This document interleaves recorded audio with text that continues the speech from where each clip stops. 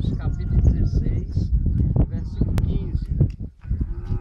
Nós vamos ver o procedimento, como era realizado o batismo há 2000 anos atrás.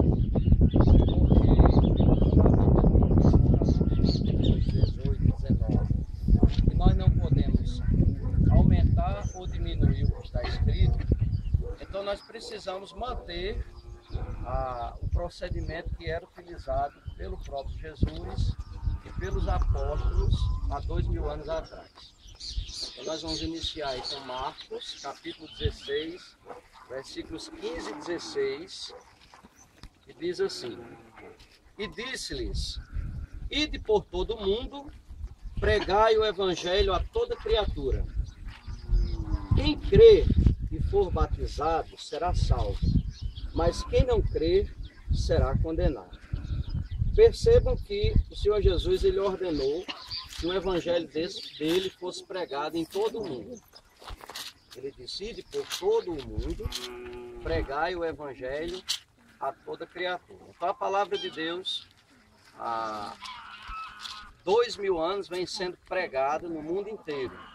Ela vem sendo anunciada por milhares, por milhões de testemunhas, pessoas que têm acreditado na palavra de Deus, que têm confiado no testemunho de pessoas que viram Jesus, pessoas que conviveram com Ele. Quando Jesus Cristo subiu ao céu, cerca de 500 irmãos tiveram a oportunidade de presenciá-lo ressuscitado, e não só presenciar o próprio Jesus após a ressurreição, mas também vê-lo subindo aos céus. Então, baseado no que é revelado pela palavra de Deus, na palavra de mais de 500 irmãos que viram isso, essa verdade de que Jesus Cristo morreu e ressuscitou ao terceiro dia, ela tem sido apregoada no mundo inteiro. Então Jesus disse: olha, vocês vão pelo mundo inteiro e vão pregar o evangelho a toda criatura.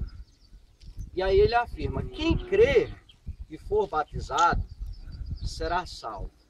Então perceba que o primeiro passo para que nós tenhamos a vida eterna é o ato de crer. Quando ele diz: quem crer e for batizado será salvo.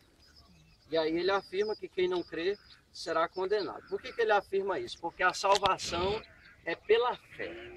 Então, quando nós acreditamos em Jesus Cristo como o único e suficiente Senhor e Salvador da nossa vida, então, a partir desse momento nós temos o direito à vida eterna. Logicamente, se eu acredito em Jesus, eu viverei a palavra dele.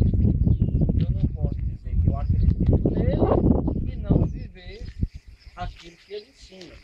Por isso que Tiago diz na sua carta, lá no capítulo 2, e versículo 17, ele afirma: assim também a fé, se não tiver as obras, é morta em si mesma. Quer dizer, Tiago afirma, lá no seu livro, capítulo 2, versículo 17, que a maneira que nós temos de provar a Deus que nós cremos nele de verdade é através da obediência à palavra de Deus. Então, se eu creio, eu vivo aquilo que ele ensina. Mas a grande questão que nos é colocada aqui no versículo 16 é: quem crer e for batizado. Aí a gente pergunta: e como deverá ser então esse batismo? Muitas pessoas perguntam para nós, e tem até uma dúvida, que dizem: olha, irmão, eu chego numa igreja, aí uma igreja está batizando de uma maneira. Eu chego em outra igreja, a outra igreja está batizando de outra maneira. Aí eu fico na dúvida, sem saber quem são as igrejas, quais são as igrejas que estão batizando corretamente e quais são as igrejas que não estão batizando corretamente. E só existe uma maneira de nós descobrirmos de forma adequada e segura quais são as igrejas que estão batizando corretamente, ou melhor, descobrirmos como era realizado esse batismo há 2000 anos atrás. E a única maneira segura é examinar a Escritura. Quando a gente examina a Bíblia, graças a Deus a Bíblia ela é uma só, não existe diferença. Tanto faz a Bíblia do evangélico, do católico, do espírita, do testemunho de Jeová. Toda a Bíblia é uma só. Não faz diferença, graças a Deus. E se a Bíblia fosse diferente, aí as pessoas diriam assim: ah, mas na sua Bíblia que diz assim, na minha Bíblia diz diferente. Então, graças a Deus que a Bíblia é uma só. Então, nós temos uma fonte segura nas nossas mãos para que a gente possa realmente analisar o que era feito pela igreja primitiva há 2000 anos atrás em termos de batismo. E aí, quando a gente começa a analisar como era realizado esse batismo, vejamos, por exemplo, o que a Bíblia diz no Evangelho de Mateus, capítulo 28 e versículo 19. Evangelho de Mateus, capítulo 28 e versículo de número 19. Por que a gente, quando vai falar a respeito de um tema, a gente busca uma referência em um lugar da Bíblia, outra referência em outro lugar da Bíblia? Por que a gente faz isso? Porque essa é uma das maneiras mais seguras que existem de se estudar as Escrituras.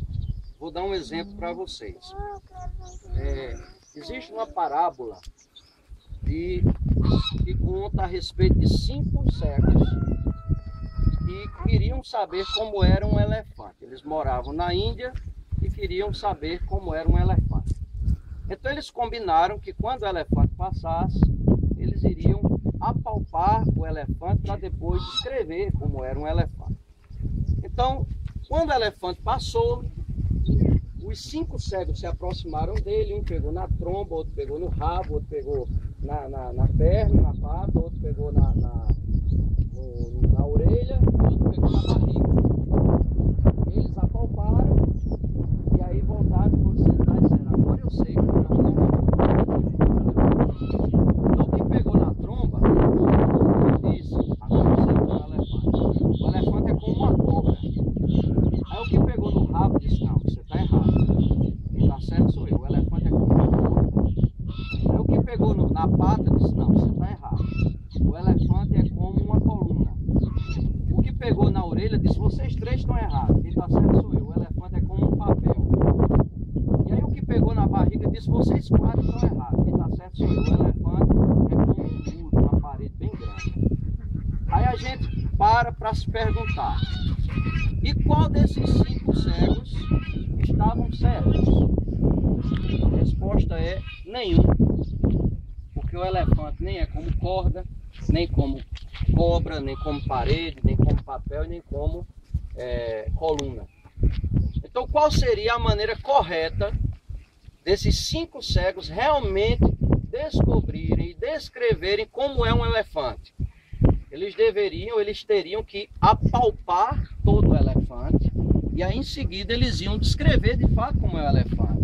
Então eles iriam dizer: olha, o elefante é um animal grande, um animal que tem 4 patas, ele tem um rabo, ele tem 2 orelhas grandes, ele tem uma barriga muito grande. Então eles iam conseguir de fato descrever como é o elefante se eles apalpassem todo o elefante.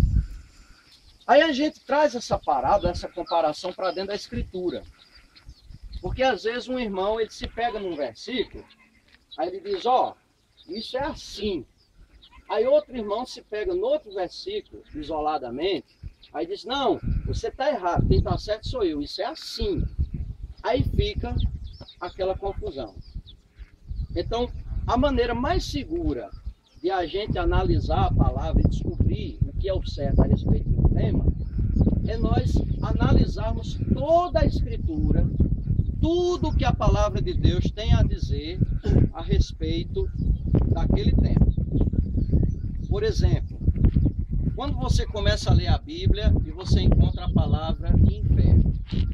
A palavra inferno, que vem do hebraico Sheol, do grego Hades, ela tem mais de um significado na Escritura. Você vai encontrar na Bíblia essa palavra sendo traduzida como sepultura, ou você vai encontrar essa palavra sendo traduzida como lugar de tormento. Aí vem um pregador e pega um versículo que diz que a palavra inferno significa sepultura. Aí ele jura de pé junto que a palavra inferno na Bíblia significa somente sepultura. O outro pregador pega um versículo e diz que significa lugar de tormento. Ele jura de pé junto que a palavra inferno na Bíblia significa lugar de tormento. Aí a gente se pergunta, e qual dos dois estão corretos? Nenhum dos dois. E na verdade nós teríamos que analisar tudo que a Bíblia fala sobre esse tema e nós chegaríamos à conclusão que existem os dois significados na Bíblia. Alguns textos apontam para a sepultura, outros apontam para lugar de tormento. Então, se nós queremos de fato saber como é que acontecia o batismo há 2000 anos atrás na igreja primitiva, nós precisamos ler tudo o que a Bíblia fala sobre batismo. É claro que eu não vou ler aqui com vocês tudo que a Bíblia fala sobre batismo, mas pelo menos nós vamos ler aquilo que é essencial, aquilo que é principal. E aí, o próximo texto é Mateus capítulo 28, versículo 19, olha o que é que Jesus diz. Portanto, ide, ensinai todas as nações, batizando-as em nome do Pai, e do Filho e do Espírito Santo, ensinando-as a guardar todas as coisas que vos tenho mandado. E eis que estou convosco todos os dias, até a consumação dos séculos. Amém. Olha só, primeira coisa que Jesus diz, portanto, ide, ensinai todas as nações, batizando-as. Então o Senhor Jesus, ele ordenou que primeiramente nós ensinássemos a palavra de Deus. Em seguida, nós batizamos. Então a gente não pode batizar uma pessoa sem antes ensinar o evangelho para ela. É por isso que existe um estudo bíblico, é por isso que tem todo esse momento de preparação, para que os irmãos compreendam o que é certo e o que é errado. Eu queria que todos os irmãos desligassem agora os seus celulares, viu? A gente não está tendo contratempo.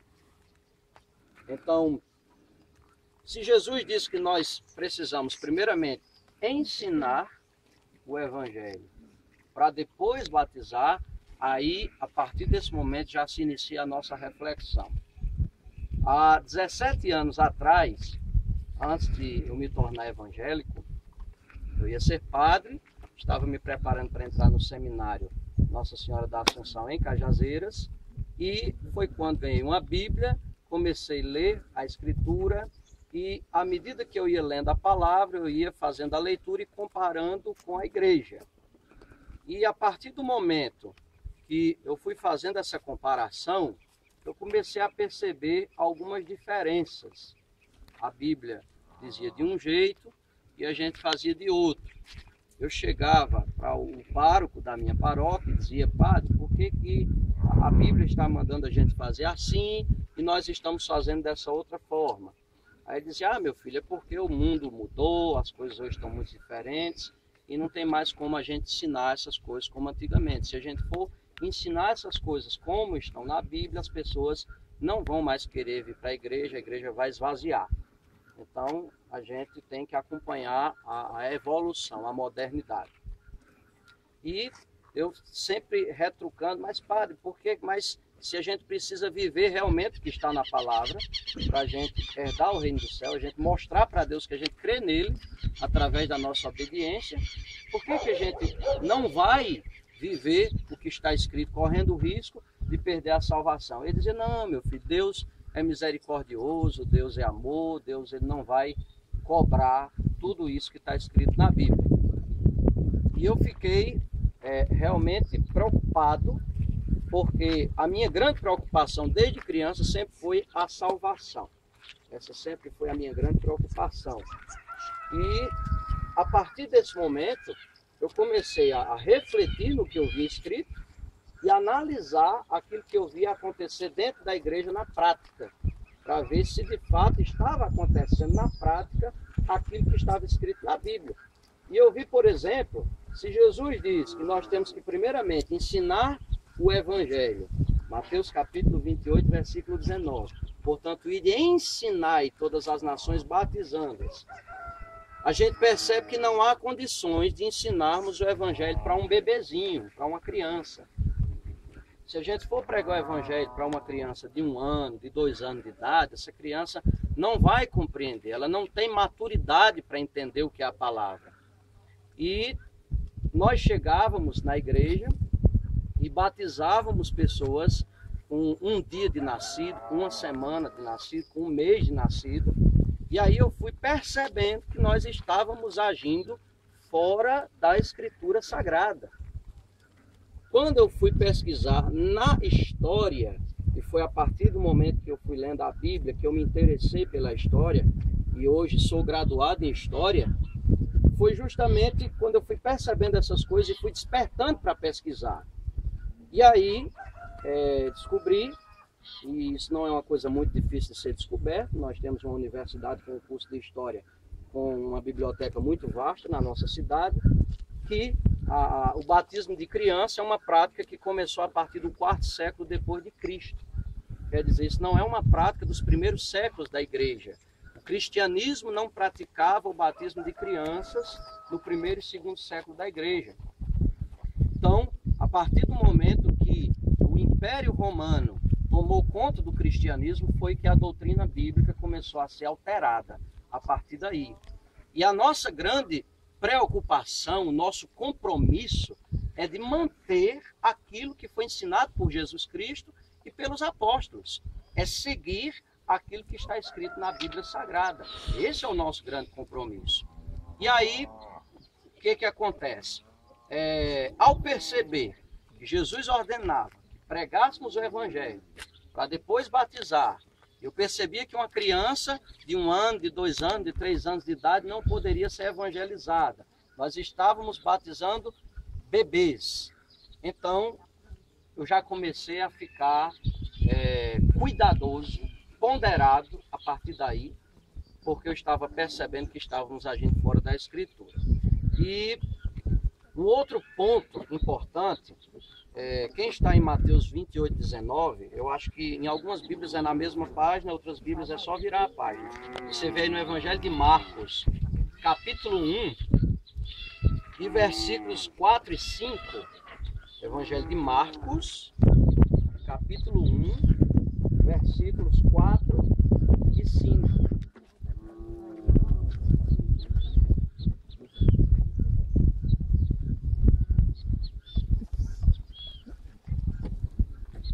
Marcos capítulo 1, versículos 4 e 5, diz assim: Apareceu João Batista, batizando no deserto e pregando o batismo de arrependimento para a remissão dos pecados. Olha só, perceba que o batismo, que foi um processo iniciado através de João Batista, o batismo ele tem qual função?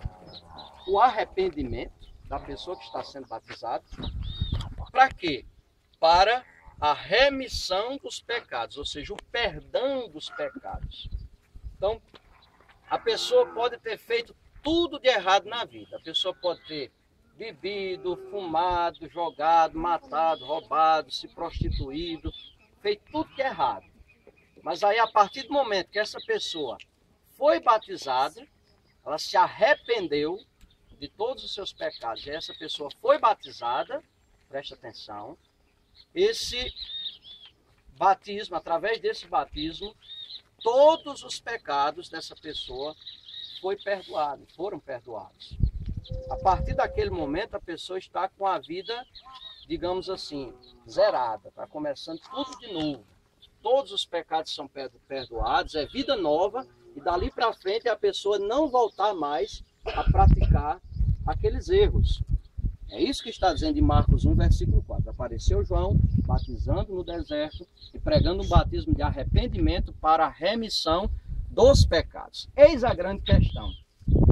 Se o batismo é para retirar os pecados, aí a gente se pergunta, e as crianças? Será que as crianças têm pecados? Porque a Escritura nos mostra que o pecado é aquilo que nós sabemos que é errado e mesmo assim praticamos. Mas a criança, ela é inocente. A criança, ela não tem discernimento, ela não sabe a diferença do que é certo e do que é errado. Portanto, ela não tem pecados. Jesus Cristo disse assim: deixai vir a mim os pequeninos, porque deles é o reino dos céus.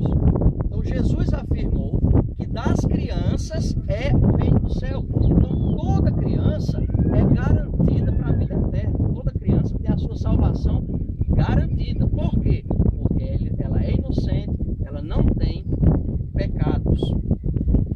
E quando a gente fala na doutrina que foi discutida por um teólogo do quarto século chamado Agostinho de Hipona, a doutrina agostiniana, que é o pecado original, quando nós falamos a respeito do pecado original, nós precisamos ter em mente aquilo que a Escritura fala sobre isso. Porque o pecado original, ele não é um pecado já consumado, ele não é um pecado já praticado. O que é o pecado original? É o que a Bíblia chama de natureza pecaminosa. É a nossa inclinação para o pecado.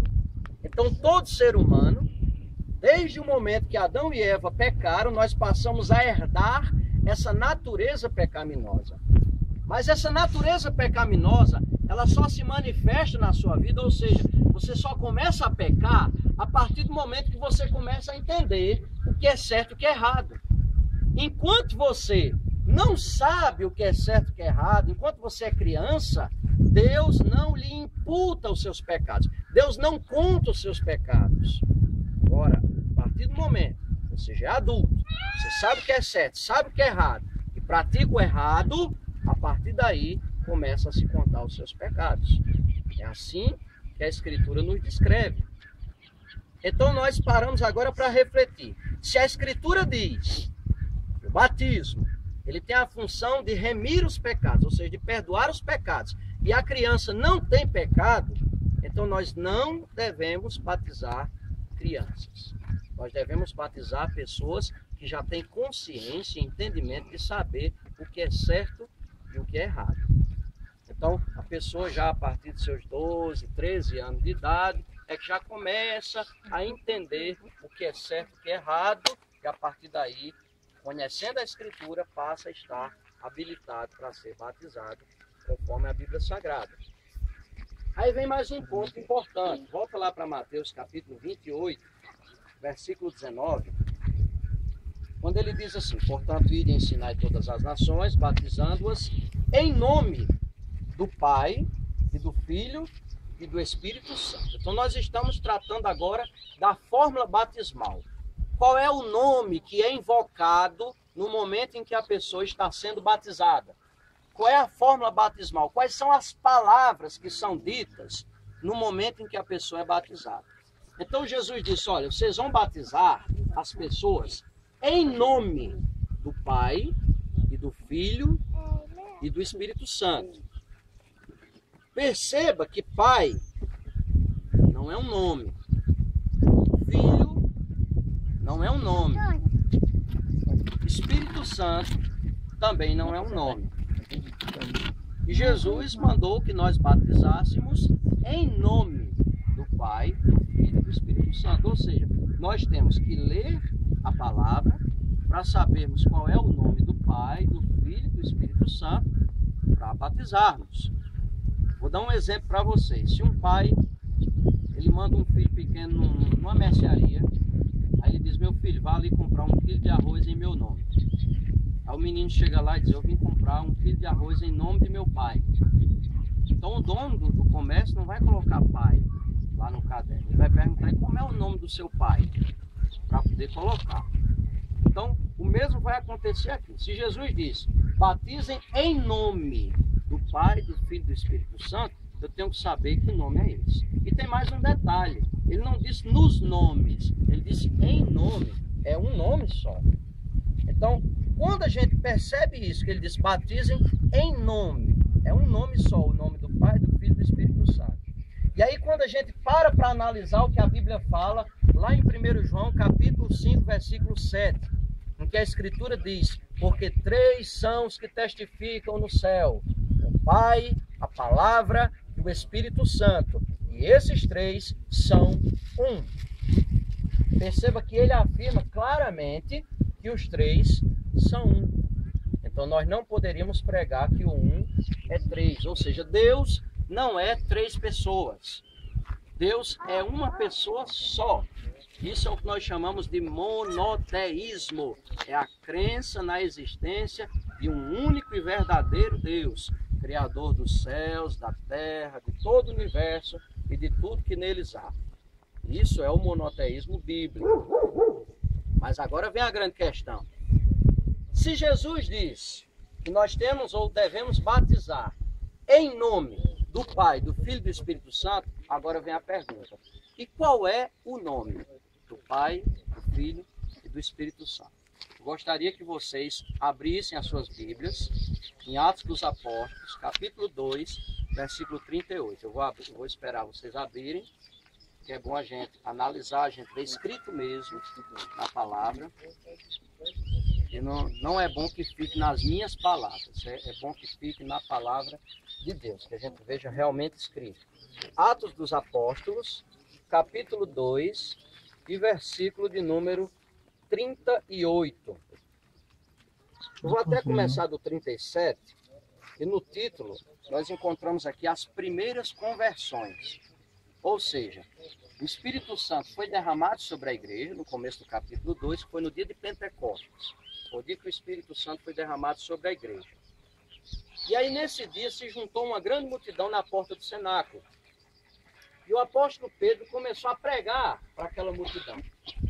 Então aquelas pessoas ouviram a pregação e sentiram no coração que aquela palavra era realmente de Deus. Então eles perguntaram a Pedro e aos outros apóstolos: irmãos, o que a gente tem que fazer para se salvar? Olha aí, Atos 2:37. E ouvindo eles isto, compungiram-se em seu coração e perguntaram a Pedro e aos demais apóstolos: que faremos, varões e irmãos? E disse-lhes Pedro: arrependei-vos e cada um de vós seja batizado em nome de Jesus Cristo para perdão dos pecados e recebereis o dom do Espírito Santo.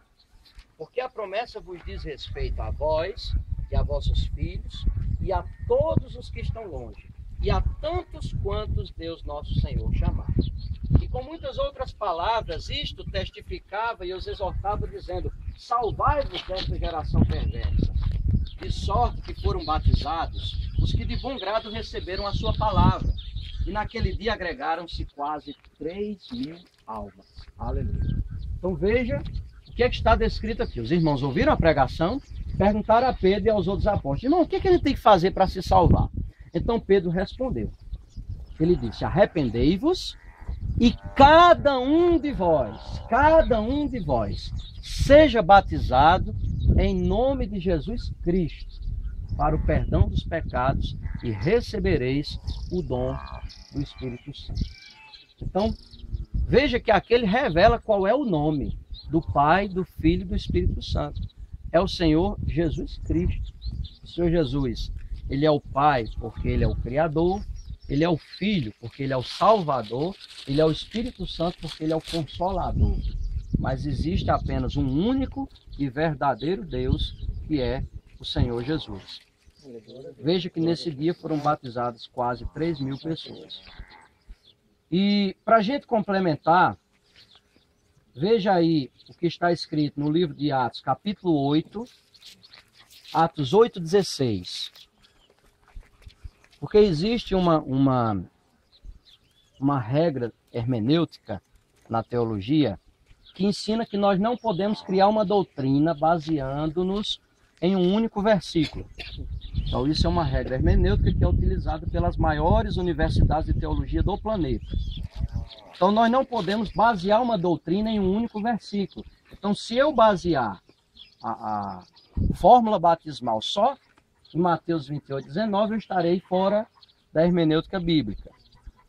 Então se eu segurar Atos 2:38 e só tiver uma referência de batismo em nome de Jesus, eu também estarei fora. Então nós vamos ter que ver mais de uma referência de batismo em nome de Jesus para comprovar que este é de fato o nome do Pai, do Filho e do Espírito Santo. Então veja aí Atos 8:16, que diz assim: porque sobre nenhum deles tinha ainda descido, ele está citando aqui o Espírito Santo, mas somente eram batizados em nome do Senhor Jesus. Percebam que eles somente eram batizados em nome do Senhor Jesus. Veja aí Atos 10, 48, que diz: e mandou que fossem batizados em nome do Senhor. Existem algumas traduções que trazem até uma versão mais clara. Por exemplo, a edição Ave Maria, quem tiver essa edição em casa, é uma edição muito boa, e ela diz: e mandou que fossem batizados em nome de Jesus Cristo. Veja também Atos 19, versículo 5. Atos 19, 5. Que diz assim: e os que ouviram foram batizados em nome do Senhor Jesus. Então, eu citei apenas essas 4 referências de batismo em nome de Jesus, mas existem no Novo Testamento 11 referências. A gente não vai analisar uma por uma, isso aí fica para quando os irmãos forem fazer curso bíblico. Mas perceba que existem várias referências que mostram que a igreja primitiva batizava em nome de Jesus Cristo. Por quê? Porque este é o nome do Pai, do Filho e do Espírito Santo. Para a gente finalizar, nós vamos agora ver em que tipo de local deve ser realizado o batismo. Será que eu posso batizar em qualquer tipo de local? Parece que não. Vá lá para o Evangelho de Marcos, capítulo 1, versículo 5. Marcos 1, 5. E perceba aonde é que João Batista batizava as pessoas. Marcos, capítulo 1, e versículo 5.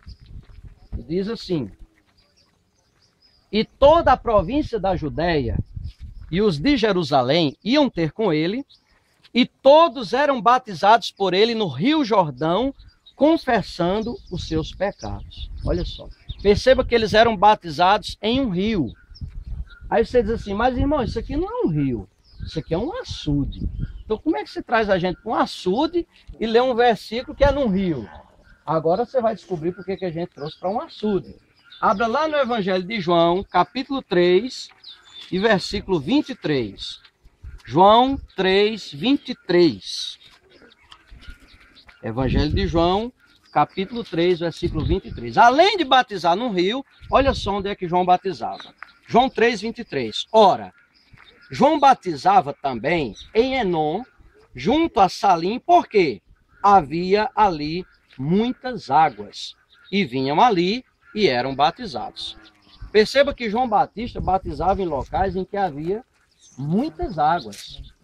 Então, o que é um local em que há muitas águas? É um rio, um açude, um lago, uma lagoa, um local em que haja bastante água. Esses eram os locais onde a igreja primitiva batizava.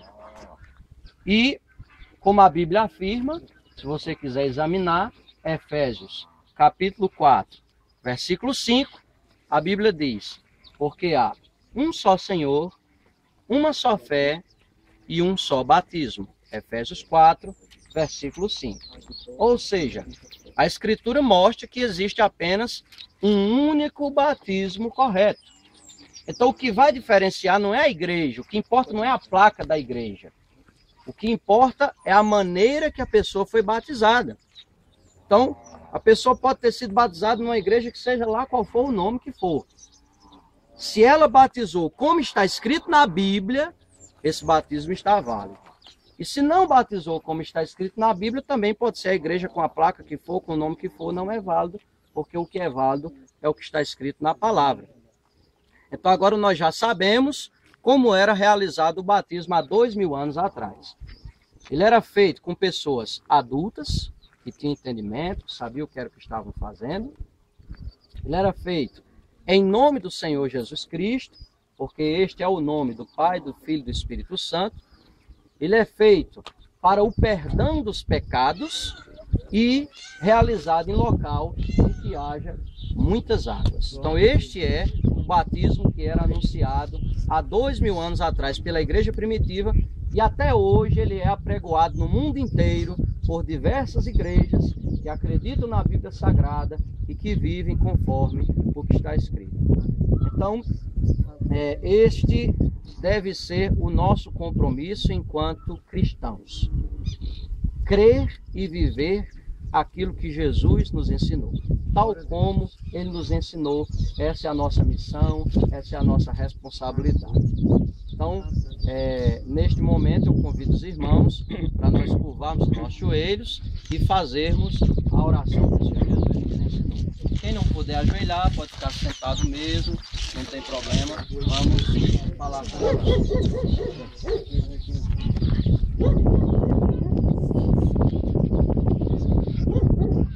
Pai nosso que estás nos céus, santificado seja o teu nome. Venha o teu reino, seja feita a tua vontade, tanto na terra como no céu. O pão nosso de cada dia nos dá hoje. Perdoa-nos as nossas dívidas, assim como nós perdoamos os nossos devedores. Não nos deixes, ó Deus, cairmos em tentação, mas livra-nos do mal, pois teu é o reino, o poder e a glória para todos sempre. Amém. Ó Deus Todo-Poderoso, Pai de infinita bondade. Em nome do Senhor Jesus Cristo de Nazaré, Pai, nós entramos em tua presença esta manhã para te honrar e te bendizer, para te agradecer, ó Deus, por este momento tão maravilhoso que o Senhor tem nos proporcionado. Ó Deus Todo-Poderoso, a tua palavra diz que se nós dissermos que não temos pecado, somos mentirosos. E ela nos ensina que se nós confessarmos ao Senhor os nossos pecados, tu és fiel e justo para nos perdoar e nos purificar de toda injustiça. Então, meu Deus, nesta manhã nós te confessamos os nossos pecados. Nós confessamos ao Senhor, crendo com todo o nosso coração, que o Senhor tem nos concedido o perdão. Nós oramos e intercedemos a vida desses teus filhos e filhas que vão descer as águas nesta manhã, que morrerão para este mundo e ressuscitarão para ti, como novas criaturas. Glória a Jesus. Escritos no livro da vida. Por isso, Pai, nós te agradecemos por este milagre da conversão, que somente o teu Espírito Santo é quem pode nos converter.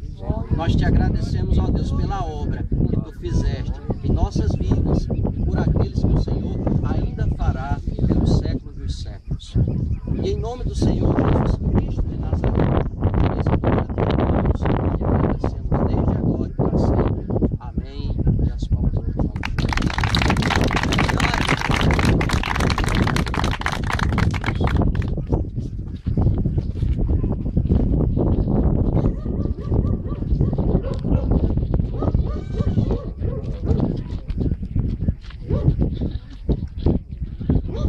Vamos louvar a Deus com o número 437.